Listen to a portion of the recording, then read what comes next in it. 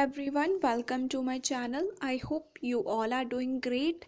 So guys, आज की video में मैं आपके साथ डिस्कस करने वाली हूँ राइटिंग टास्क 2। बहुत बच्चों को राइटिंग टास्क 2 लिखने में प्रॉब्लम आती है। आज की जो मैंने टाइप पिक की है वो है to what extent do you agree और डिसअग्री। मीन्स आप किस हद तक इस स्टेटमेंट से अग्री हो या फिर डिसअग्री हो। ठीक है, अगर आपको कंटेंट अच्छा लगे चैनल को ज़रूर सब्सक्राइब करना, शेयर करना और मुझे कमेंट सेक्शन में बताना कि आपको ये वीडियो कैसी लगी है। अब हम स्टार्ट करते हैं आज की वीडियो। सो गाइस, सबसे पहले हमें क्वेश्चन को अंडरस्टैंड करना बहुत ज़्यादा ज़रूरी है।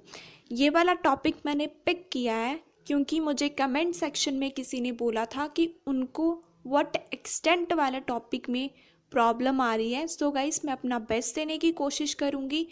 तो गाइस, ज़रूर चैनल को शेयर करो, सब्सक्राइब करो। अब हम स्टार्ट करते हैं। The excessive use of television.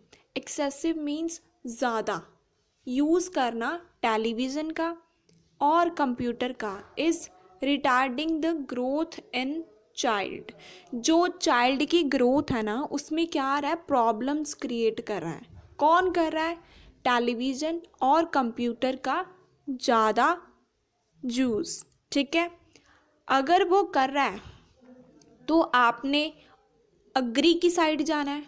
अगर आपको लग रहा है कि जो टेलीविज़न और कंप्यूटर है वो प्रॉब्लम क्रिएट कर रहा है चाइल्ड की ग्रोथ में, तो आपने अग्री को पिक करना है। अगर आप कहते हो कि नहीं कर रहा है ये प्रॉब्लम क्रिएट, तो आपने डिसअग्री की तरफ जाना है। ये जो ऐसे होता है ये 70-30 लिखा जाता है। मुझे कमेंट सेक्शन में किसी ने बोला था कि हम पूरा डिसअग्री लिख सकते हैं व्हाट एक्सटेंट वाले को, तो उसका आंसर है नो। पूरा डिसअग्री नहीं लिख सकते, 70-30 लिखना है। ये आपके ऊपर डिपेंड करता है कि आपने अग्री वाली साइड जाना है 70 या फिर डिसअग्री वाली जाना है। ये कोई भी ज़रूरी नहीं होता कि आपने हमेशा अग्री को ही लिखना है। जिसके आइडियाज़ आपके पास ज़्यादा हैं आपने उसी को ही पिक करना है। ठीक है, ताकि आप एग्ज़ामिनर को अच्छे से सेटिस्फाई कर पाओ। जितनी एग्ज़ामिनर को सेटिस्फैक्शन होगी तो वो अच्छे से अंडरस्टैंड कर पाएगा और आपके बैंड स्कोर उसी के ही अकॉर्डिंग आते हैं। तो ये जो ऐसे है ना, ये 70-30 लिखेगा। ठीक है, अब हम बात करते हैं इसके स्ट्रक्चर की। सबसे पहले आती है हमारी इंट्रोडक्शन। इंट्रोडक्शन में क्या आता है? रीफ्रेज और थीसिस लाइन। रीफ्रेज में हम क्या कहते हैं, जो ये हमें स्टेटमेंट गिवन होती है इसको हमने करना होता है पैराफ्रेज। पैराफ्रेज मीन्स कुछ सेंटेंसेस का यूज़ करके और कुछ अल्टरनेटिव वर्ड्स का यूज़ करके आपने इस लाइन को अपनी लैंग्वेज में क्रिएट करना है। ये आपके ऊपर डिपेंड है कि आप इसको किस वे से करोगे। ओके, थीसिस लाइन से एग्जामिनर को पता चलता है कि आप इससे ज़्यादा अग्री कर रहे हो या फिर डिसअग्री कर रहे हो। ठीक है, एक्सटेंट मीन्स किस हद तक आप इस स्टेटमेंट से अग्री हो या फिर डिसअग्री हो। ठीक है, फिर उसके बाद आता है बॉडी पैराग्राफ 1। इसमें हमने लिखनी होती है टास्क स्टेटमेंट। फिर आता है हमारा एक्सप्लेन, देन आता है रिजल्ट। जो बॉडी पैराग्राफ 1 होता है व्हाट एक्सटेंट में, उसमें कभी भी एग्जाम्पल को हम ऐड नहीं करते हैं। क्यों ऐड नहीं करते हैं? क्योंकि उसकी वजह से हमारी जो लेंथ है ना वो क्या हो जाती है, इंक्रीज हो जाती है। ठीक है, सो दैट्स वाई मैं आपको बोल रही हूँ कि आपने एग्जाम्पल को नहीं ऐड करना है। अगर आपने थीसिस में लिख दिया कि मैं इससे अग्री हूँ, ठीक है, आपने थीसिस में अग्री लिख दिया, तो जो BP1 होगा वो किसका होगा? डिसअग्री का होगा, क्योंकि हमने 70-30 लिखना है। अगर आपने थीसिस में बोल दिया कि मैं इस स्टेटमेंट से अग्री हूँ कि टेलीविज़न और कंप्यूटर्स हैं वो क्रिएट कर रही हैं प्रॉब्लम्स को, तो आपने जो BP1 लिखना है ना वो थीसिस से उलट लिखना होता है। ऑपोजिट हमेशा BP1 आता है एक्सटेंट वाले टॉपिक में। ओके, हमेशा BP1 ऑपोजिट आता है थीसिस से, और इसमें कभी भी एग्जाम्पल ऐड नहीं करते हैं। क्यों नहीं करते? क्योंकि लेंथ ज़्यादा हो जाती है। ठीक है, बॉडी पैराग्राफ 2 में हमने क्या लिखना होता है? अग्रीमेंट। क्योंकि हम अग्री थे थीसिस में, तो हमने बॉडी पैराग्राफ 2 में अग्री को ही डिफाइन करना है और BP3 में भी अग्री को ही डिफाइन करना है। जस्ट जो BP1 होता है वो थीसिस से ऑपोजिट बनता है। ठीक है, एक बार मैं आपको एग्जांपल फिर से देती हूँ। अगर आपने बोल दिया थीसिस से कि इसका कोई भी इम्पैक्ट नहीं पड़ता कंप्यूटर का और टेलीविज़न का, तो आप क्या हो गए? डिसएग्री हो गए थीसिस में। तो जो BP1 होगा वो किसका होगा? वो अग्री का होगा। क्यों अग्री का होगा? क्योंकि मैंने आपको बोला है कि ये 70-30 आएगा। ठीक है, जो BP1 होता है वो 30% का कंसीडर किया जाता है। सो इसमें आपने हमेशा ऑपोजिट साइड चलना है जो आपने थीसिस लाइन में बोली हुई है। ठीक है, अगर थीसिस लाइन में डिसएग्री है तो BP1 अग्री का होगा। ठीक है, और जो BP2 और BP3 है ये हमारे कंबाइन करके बनते हैं 70%। इसमें आपने क्या लिखना है? अगर आप डिसएग्री हो थीसिस में तो यहाँ पर भी डिसएग्री आ जाएगा और BP3 में भी डिसएग्री आ जाएगा। ठीक है, इन दोनों में BP2 में और BP3 में एग्जाम्पल डेफिनेटली ही ऐड होगी। ठीक है, सिर्फ BP1 में एग्जाम्पल नहीं आती है, और जो BP1 होता है वो थीसिस से ऑपोजिट होता है। ठीक है, बॉडी पैराग्राफ 2 में task statement, explain, example, result, same thing BP3 में भी आ जाएगी। ठीक है, और लास्ट में आता है कंक्लूजन। कंक्लूजन को आपने कैसे लिखना है? जो एक्सटेंट वाला टॉपिक होता है उसमें हमने कंक्लूजन को कैसे लिखना है, बच्चों को बहुत ज़्यादा प्रॉब्लम आती है। ऑल्दो लिखकर आपने लिखना है BP1 को। ठीक है, जो भी आपने मेन पॉइंट BP1 में दिया हुआ है वो आपने ऑल्दो लिखकर लिख देना है, सिंपल। और येट के बाद आता है हमारा BP2 एंड BP3। अगर हमने थीसिस में बोला है अग्री, ठीक है, तो हमारा BP1 है वो होगा डिसएग्री का, जो 2 है और जो 3 है वो क्या होंगे? अग्री के होंगे। ठीक है, वो क्या होंगे? अग्री के होंगे।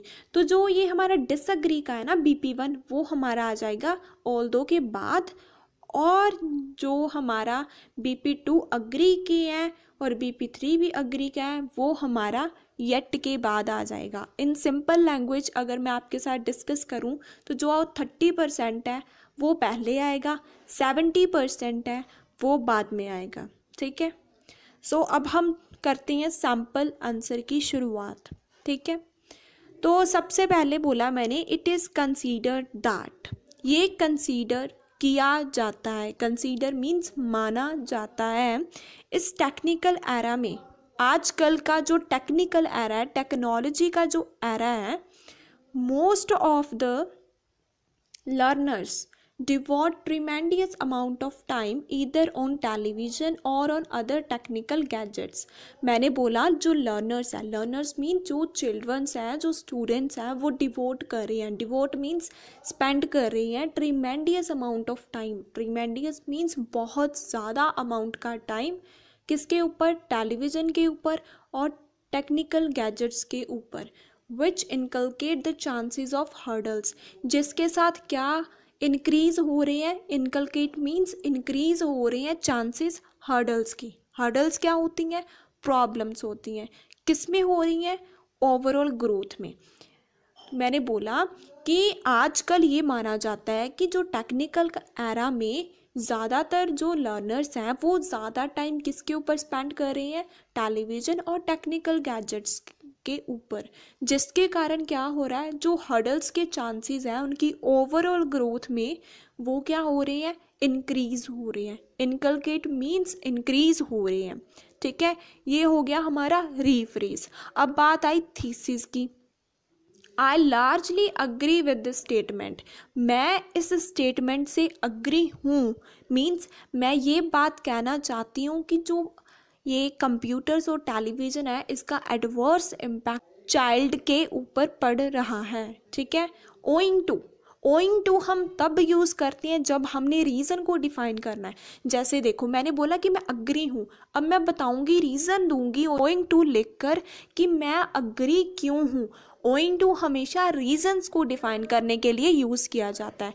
क्यों मैं इसके साथ अग्री हूँ? क्योंकि इसके साथ क्या हो जाता है, ज़्यादा हो जाती है पॉसिबिलिटीज़ किसकी, हेल्थ हैजल्स की। Burgeoning means increase, health hassles means health problem.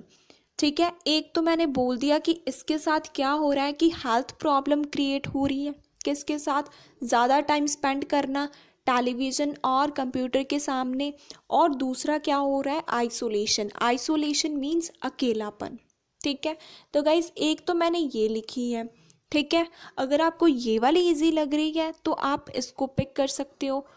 ठीक है, और एक मैंने सिंपल भी इंट्रोडक्शन लिखी है, जिनको ये लिखने में प्रॉब्लम आ रही है वो सिंपल भी लिख सकते हैं।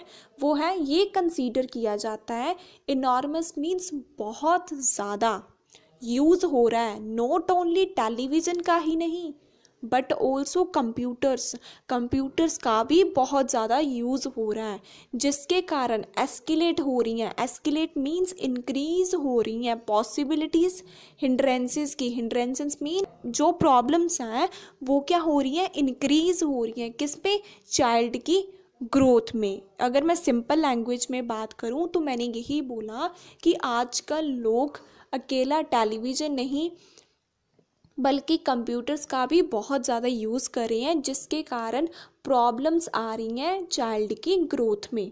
ठीक है, ये हो गई हमारी इंट्रोडक्शन, जिसमें मैंने जस्ट रीफ्रेज किया है। थीसिस लाइन जो मैंने यहाँ पर लिखी हुई है वही सेम आपने पिक करके उसके साथ अटैच कर लेनी है। ठीक है, ये आपके ऊपर अब डिपेंड कर रहा है कि आपने इस वाली इंट्रोडक्शन को पिक करना है या फिर आप ये वाली लिखोगे। ये जस्ट सिंपल है, वो थोड़ी कॉम्प्लेक्स है। जिन बच्चों की रिक्वायरमेंट 6 या फिर 6.5 है वो इसको कर सकते हैं, लेकिन जिनकी रिक्वायरमेंट 8+ बैंड स्कोर है तो वो डेफिनेटली इसको प्रेफरेंस दे, वो उनके लिए काफ़ी ज़्यादा बेनिफिशियल होगी। ठीक है, आपने जस्ट उसके साथ थीसिस को ऐड कर लेना है। अगर आप डिसएग्री हो तो आप डिसएग्री लिख देना। ठीक है, लेकिन आपके पास आइडियाज़ होने चाहिए। ये मैटर नहीं करता कि हमने ऑलवेज अग्री साइड ही जाना है। ठीक है, अब हम स्टार्ट करते हैं बॉडी पैराग्राफ 1। अब मैं थीसिस में क्या थी, अग्री थी। ठीक है, तो जो मेरा बॉडी पैराग्राफ 1 होगा वो किसका होगा, डिसएग्री का होगा। हमेशा थीसिस से ऑपोजिट बनता है, क्योंकि ये 30% होता है। जो हमारा BP1 होता है वो 30% होता है। ठीक है, सो मैंने क्या बोला, commencing with the views of disagreement. Disagreement के व्यूज़ के साथ शुरू करते हुए, spending time whether on electronic gadgets. Spend करना टाइम किसके ऊपर, इलेक्ट्रॉनिक गैजेट्स के ऊपर या फिर टेलीविज़न के ऊपर। वह करता है बून की तरह। बून मीन्स वरदान की तरह। डिसएग्री में मैंने जस्ट ये बोलना था कि उसका कोई भी इम्पैक्ट है बच्चों के ऊपर नहीं पड़ता है। तो मैंने क्या लिख दिया कि अगर वो स्पेंड कर रहे हैं टाइम किसके ऊपर, इलेक्ट्रॉनिक गैजेट्स के ऊपर या फिर टेलीविज़न के ऊपर, ये उनके लिए वरदान की तरह काम करता है। क्योंकि एक्सप्लेन करना है मैंने अभी इसको, तो मैंने कनेक्टर यूज़ किया टू एक्सप्लेन इट। ओके, अगर वो नहीं वॉच करेंगे, नाइदर मीन्स नहीं वॉच करेंगे लैपटॉप को और ना ही टेलीविज़न को, तो उसके साथ क्या होगा, ड्यू टू, अब मैं बताऊंगी कि उसके साथ क्या होगा। They will deprived from imperative recreational activities. अगर वो टेलीविज़न नहीं देखेंगे, लैपटॉप का यूज़ नहीं करेंगे, उसके साथ क्या होगा, वो डिप्राइव्ड हो जाएंगे। डिप्राइव्ड मीन्स वंचित हो जाएंगे, मीन्स वो नहीं बेनिफिट ले पाएंगे किसका, रिक्रिएशनल एक्टिविटीज़ का।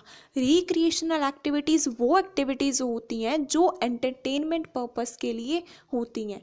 तो अगर वो नहीं देखेंगे वो इनसे डिप्राइव्ड हो जाएंगे। ठीक है, which is indispensable for them in order to ameliorate their mood.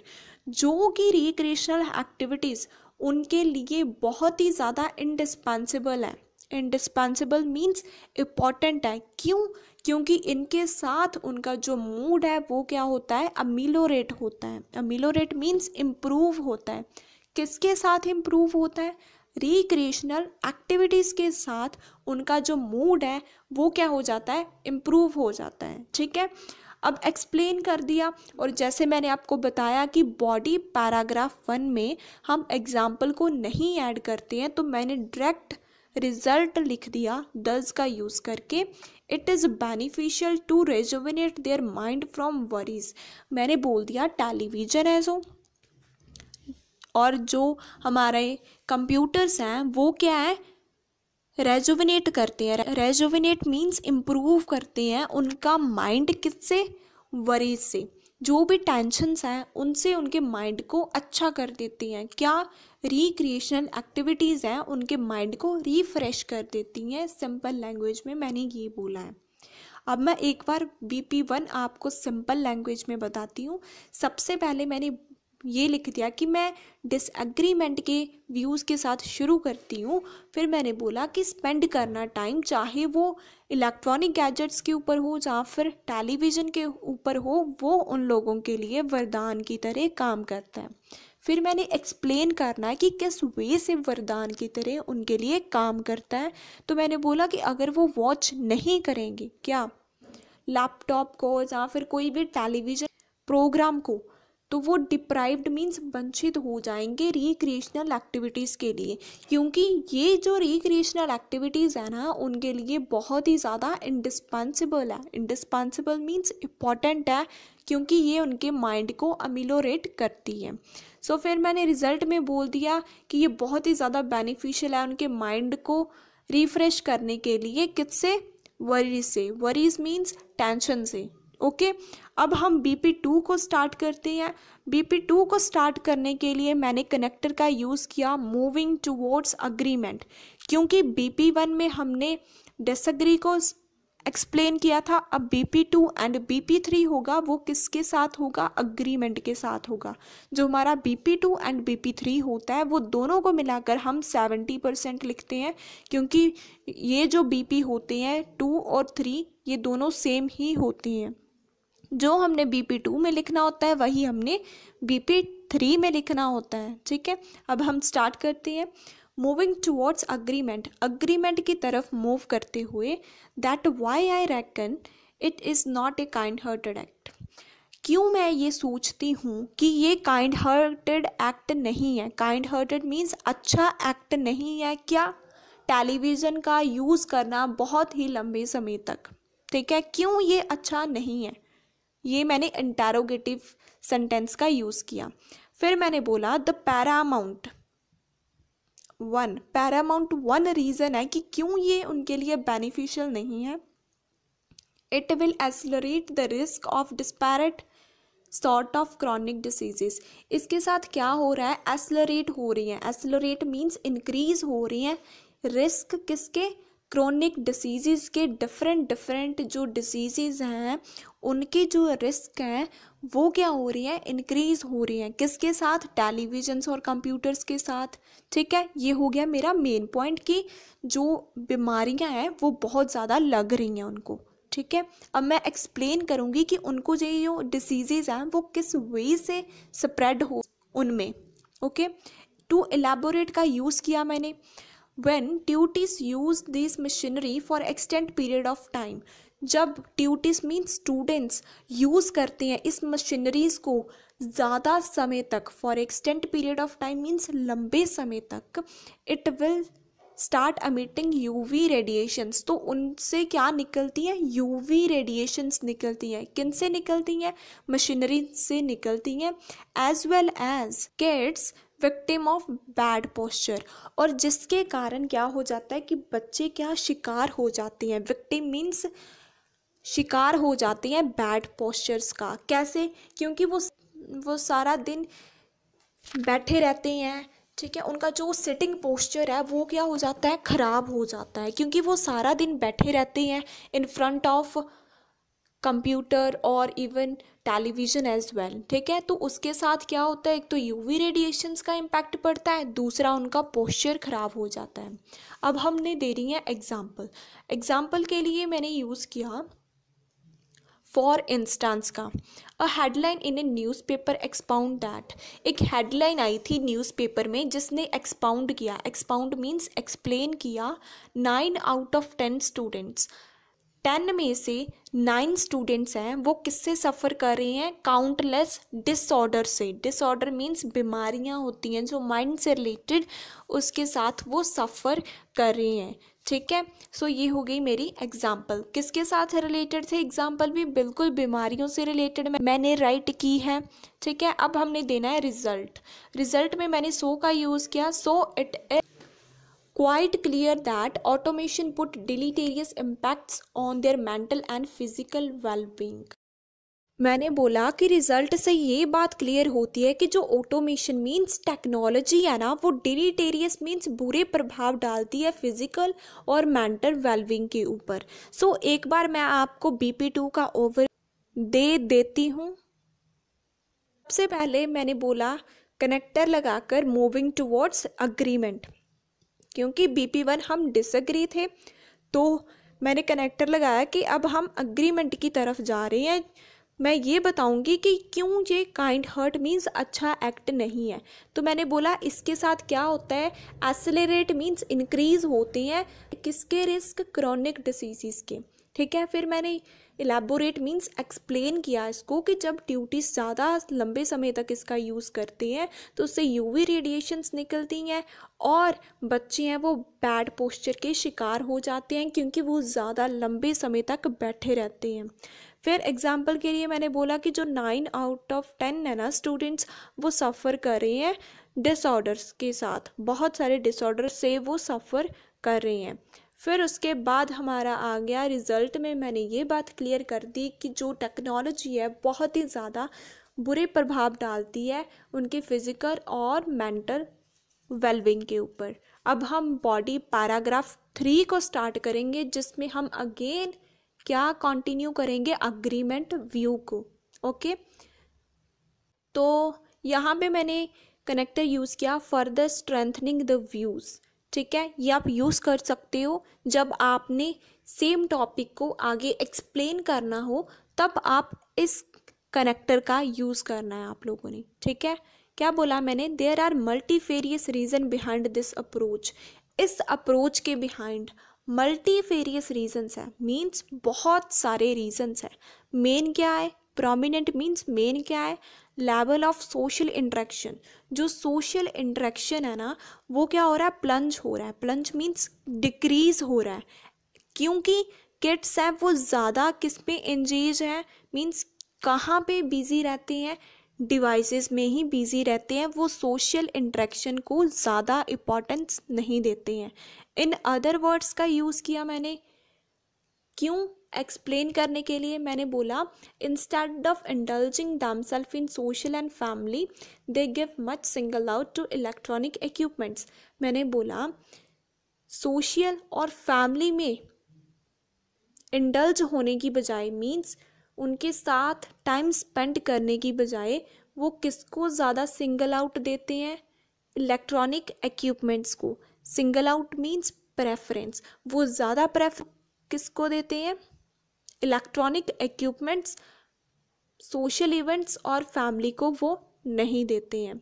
By which intimate relations with family become weaken, जिसके साथ क्या होता है कि जो फैमिली के साथ उनके good relation, intimate means good relation होते हैं, वो क्या हो जाते हैं, वीकन होती हैं। क्यों होती हैं, क्योंकि वो सारा टाइम किस में इन्वॉल्व रहते हैं, इक्विपमेंट्स में। वो कभी भी फैमिली और सोशल इवेंट्स में पार्टिसिपेट नहीं करते हैं, जिसके कारण इंटीमेट रिलेशन है वो क्या होते हैं, वीकन होते हैं। फिर मैंने एपिटॉम का यूज़ किया एग्जाम्पल देने के लिए, जिसमें मैंने बोला कि सर्वे कंडक्ट किया गया था इंडिया में, जिसमें ये पाया गया loneliness hampered on 25% of children. 25% जो चिल्ड्रन है ना वो किससे सफ़र कर रही हैं, लोनलीनेस मीन्स अकेलेपन से, because they use advance item more as compare to enrol with loving ones. मैंने बोला क्योंकि वो एडवांस आइटम मीन्स जो कंप्यूटर्स और टेलीविजन्स है ना वो ज़्यादा यूज़ कर रही है किसके कंपैरिजन, लविंग वन के साथ एनरोल होने के comparison. Enrol means time spend करने की बजाय वो किसको ज़्यादा प्रेफरेंस देते हैं, एडवांस आइटम्स को वो ज़्यादा प्रेफरेंस देते हैं। एडवांस आइटम मीन्स जो ये कंप्यूटर्स वगैरह होती हैं इनको वो ज़्यादा प्रेफरेंस देते हैं, अपनी फैमिली को नहीं देते, अपनी फैमिली के साथ टाइम स्पेंड नहीं करते। फिर रिजल्ट में मैंने बोला कि ये प्रूफ होता है कि हमें जो अफर्मेंशन चीज़ों का यूज़ वो अच्छा नहीं है, किसके लिए, फैमिली की बॉन्डिंग के लिए। एक अच्छी बॉन्डिंग के लिए ये जो कंप्यूटर्स और टेलीविजन्स हैं ये अच्छे नहीं हैं। ठीक है, ये मैंने रिजल्ट में बोल दिया। अब बात करते हैं कंक्लूज़न की। कंक्लूज़न में मैंने आपको बताया कि ऑल्दो के बाद आपने BP1 लिखना होता है, ठीक है, और येट के बाद 2 और 3 BP लिख देना आपने। देखो कैसे मैंने लिखा, टू कंक्लूड इट, ये कनेक्टर यूज़ किया कंक्लूज़न के लिए। सिंपल कनेक्टर यूज़ किया करो, ज़्यादा कॉम्प्लेक्स यूज़ करने की ज़रूरत नहीं होती है। ठीक है, ऑल्दो का मतलब चाहे, it is a great source of entertainment. चाहे टेलीविज़न कंप्यूटर्स बहुत अच्छा सोर्स है किसका, एंटरटेनमेंट का, और हम इसके साथ एस्केप कर सकते हैं कॉम्प्लेक्सिटी से, मीन्स हम बच सकते हैं प्रॉब्लम से। ठीक है, जो भी हमारी वरीज है उससे हम बच सकते हैं। यही हमने बात किस में की थी, BP1 में की थी। ठीक है, और अब येट के बाद क्या मैंने बोला, आई बिलीव दैट, मैं ये सोचती हूँ कि ये डेवस्टेटिंग इफ़ेक्ट्स डालती हैं। डेवस्टेटिंग मीन्स बुरे प्रभाव डालती हैं किसके ऊपर, उनकी हॉलिस्टिक डेवलपमेंट के ऊपर। हॉलिस्टिक मीन्स ओवरऑल डेवलपमेंट के ऊपर, और उनके जो रिलेशंस है लव्ड वंस के साथ वो भी ये ख़राब कर देते हैं। क्या, टेलीविज़न और कंप्यूटर्स हैं जो। एक बार मैं इसका ओवरव्यू दे देती हूँ आपको। सबसे पहले मैंने फर्दर स्ट्रेंथनिंग कनेक्टर यूज़ किया जिसमें मैंने बोला कि बहुत सारी रीजंस हैं इस अप्रोच के बिहाइंड। जो मेन है कि जो सोशल इंटरेक्शंस है ना वो प्लंज हो रही है। प्लंज मीन्स डिक्रीज हो रही है। क्यों? क्योंकि जो किड्स है ना वो ज़्यादा किसके साथ एंगेज है, डिवाइसेस के साथ। ठीक है, फिर मैंने इसको एक्सप्लेन करने के लिए इन अदर वर्ड्स का यूज़ किया। मैंने बोला कि जो बच्चे हैं ना वो सोशल और फैमिली इवेंट्स में इन्वॉल्व नहीं होते हैं, वो किसको सिंगल आउट देते हैं, इलेक्ट्रॉनिक इक्विपमेंट्स को। सिंगल आउट मीन्स प्रेफरेंस देते हैं, जिसके कारण गुड रिलेशंस हैं उनके फैमिली के साथ वो क्या हो जाते हैं, वीकन होना स्टार्ट हो जाते हैं। फिर मैंने क्या किया, एक कनेक्टर यूज़ किया टू एपिटोम। मैंने बोला कि ये सर्वे किया गया है इंडिया में जिसमें मैंने बोला 25% जो चिल्ड्रन है ना वो लोनलीनेस से सफ़र कर रहे हैं क्योंकि वो ज़्यादा टाइम क्या यूज़ करते थे, एडवांस आइटम्स को यूज़ करते थे, फैमिली के साथ टाइम स्पेंड नहीं करते थे। रिज़ल्ट के लिए मैंने यूज़ किया कि ये जो मैंने चीज़ें बताई हैं टेक्नोलॉजी से रिलेटेड वो उनकी फैमिली बॉन्डिंग के लिए अच्छी नहीं है। ठीक है, कंक्लूज़न में मैंने BP1 का यूज़ किया। ऑल्दो के बाद मैंने बोला चाहे ये ग्रेट सोर्स है एंटरटेनमेंट का और इसके साथ बच्चा अपने मूड को अच्छा कर सकता है, फिर भी येट का मतलब फिर भी मैं ये सोचती हूँ कि इसका बहुत ज़्यादा बुरा प्रभाव पड़ता है उनकी हॉलिस्टिक डेवलपमेंट के ऊपर और जो उनके रिलेशंस होते हैं लव्ड वंस के साथ उनके ऊपर बहुत ज़्यादा बुरा प्रभाव पड़ता है। सो गाइस, आई होप आपको पूरा ऐसे अच्छे से क्लियर हो गया होगा। जस्ट आपने माइंड में क्या रखना है कि जो थीसिस लाइन में अगर आप अग्री हो तो जो BP1 होगा वो डिसअग्री का होगा, BP2 और BP3 हमारे क्या होंगे, अग्री के होंगे। जस्ट BP1 हमेशा ऑपोजिट होगा किसके, थीसिस से। यही बात थी इस पूरे ऐसे में। आई होप आपको अच्छे से क्लियर हुआ होगा। अगर आपको लगा है कि ये कंटेंट आपके लिए थोड़ा सा भी फ्रूटफुल है तो चैनल को ज़रूर सब्सक्राइब करना, शेयर करना और मुझे कमेंट सेक्शन में ज़रूर बताना कि ये वीडियो आपको कैसी लगी है। Thank you for watching my video.